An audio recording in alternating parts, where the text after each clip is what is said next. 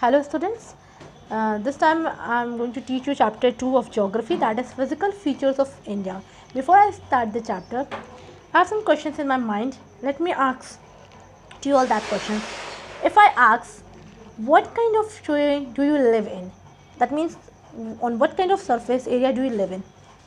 The place where you live, what kind of surface is there?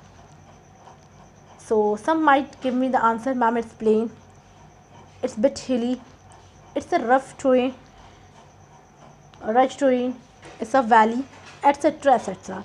So what I want to say that India has varied landforms and people are living in plains, mostly in plains. Some are living even in hilly regions. Some are living in rich terrain, mountains and valley. So these are the features which define the landforms. So what is physical feature? Physical feature means the feature which is very obvious, which you can see, which you can touch and which you can categorize or define.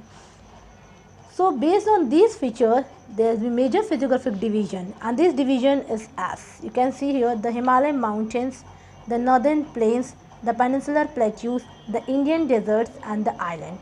So the physical feature of India is divided as: firstly the Himalayan mountains, second the northern plains, third the peninsular plateau, fourth the Indian desert and fifth the island. But the question arises here, how these physical features are formed? So these physical features is a result of tectonic plates. No, you must be wondering how these physical features have been formed, how we can see the plains, deserts, plateaus, mountains. These are the physical features of earth. So the answer to this is that the scientists have attempted to explain the formation of physical features with the help of some theories, and these theories based on certain evidences. So one such possible theory is theory of plate tectonics. Let us see what does this theory mean. So the theory of plate tectonics. According to this theory, the crust, that is the upper part of the earth, has been formed out of 7 major and some minor plates. The movement of these plates, the major and minor plates, they results in building up the stresses within the plate. What happens when they collide? So the kind of stress is built within the plates and the continental rocks, which leads to folding, faulting and volcanic activity. So the theory of tectonic plates says that the crust, the upper part of the earth, has been formed out of various plates, that is basically major and minor plates. There are 7 major plates, and these movements among the plates, they results in building up the stresses within the plates. What happens when any movement take place? So the kind of stress is built, which is very obvious to affect the continental rocks, leading to folding, faulting and volcanic activity. Now the question arises here, what is folding, faulting and volcanic activity? So students, you must have heard these terms and studied also, but let me brief you the 3 terms which you came across: folding, faulting and volcanic activity. Folding, what happens the plates when they collide? So 2 things happen: either they converge, that means they move towards each other, or they diverge, they slightly move away from each other. So this convergent when takes place, when they move towards each other, the folding takes place, and when they move away from each other, the faulting takes place. And now what is volcanic activities? Volcanic activities you have heard as volcanic eruptions. These eruptions take place when magma rises through cracks or weak spots in the earth crust.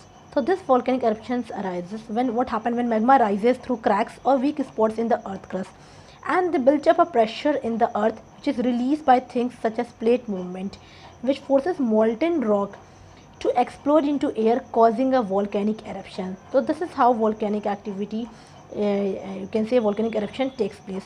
So this volcanic eruption is basically consists of 3 stages, that is active, dormant and extinct. So at very first stage it is active, then become dormant and then finally extinct.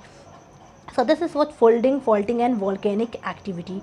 Now this plate movements are classified into 3 types: convergent boundary, divergent and transform. So we'll see one by one along with the diagram. Convergent boundary. The first diagram depicts convergent boundary. How? You can see here mantle is written, plate, earth crust, mantle and there are two plates. Now what happens when these two plates collide with each other? They move towards each other. You can see the arrow point, they are moving towards each other. That is, their gap is not being widened, in fact they are coming close to each other. So when they slide towards each other, this results in convergent boundary. For example, the Washington Oregon coastline of the United States. If you see the Washington Oregon coastline, so you will find the convergent boundary.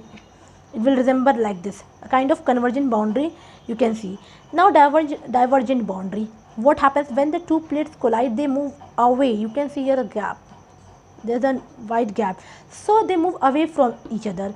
When the plates move away from each other, they lead to divergent boundary. For example, Great Rift Valley. See Great Rift Valley, you will find divergent boundary, this kind of picture. Now transform boundary. Sometimes what happens when the plates collide, so they slightly move horizontally past to each other. Instead of moving vertically, they move horizontally past to each other. They slides. Okay, instead of going like this and going like that, coming away means coming together or going away, they slide. So this horizontal kind of slide depicts transform boundary. So hope this is clear to you all.